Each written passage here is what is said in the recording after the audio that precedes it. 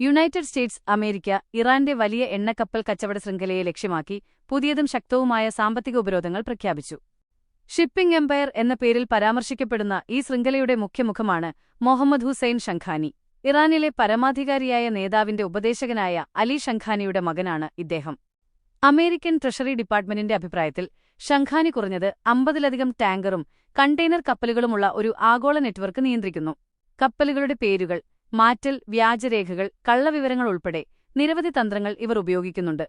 ഇത് 2018 ശേഷം ഇറാനുമായി ബന്ധപ്പെട്ട ഏറ്റവും വലിയ ഉപരോധ നടപടിയാണ്. ആകെ 115ലധികം വ്യക്തികളും കമ്പനിയുമായി ബന്ധപ്പെട്ട സ്ഥാപനങ്ങളും കപ്പലുകളും UAE, ഇന്ത്യ, ഹോങ്കോങ്, സ്വിറ്റ്സർലാൻഡ് ഉൾപ്പെടെയുള്ള 17 രാജ്യങ്ങളിൽ ഉൾപ്പെടുന്നു. ഈ ശൃംഖല വഴി ഇറാന്റെ ആണവ പദ്ധതി, ബാലിസ്റ്റിക് മിസൈലുകൾ, പ്രദേശത്തെ പ്രതിനിധി സേനകൾക്ക് ധനസഹായം ലഭിക്കുന്നു എന്നാണ് അമേരിക്കയുടെ ആരോപണം. ലോകമെമ്പാടുമുള്ള ഷിപ്പിംഗ് കമ്പനികളെയും ബാങ്കുകളെയും ഈ നെറ്റ്വർക്കിൽ നിന്ന് അകലെയിരിക്കാൻ US മുന്നറിയിപ്പ് നൽകിയിട്ടുണ്ട്. ഇറാൻ ഇപ്പോഴും ദിവസേന 10 ലക്ഷത്തിൽ കൂടുതൽ ബാരൽ എണ്ണ കയറ്റുമതി ചെയ്യുന്നു എന്നാണ് വിശ്വാസം. അതിൽ വലിയൊരു പങ്കും ചൈനയിലേക്കാണ്.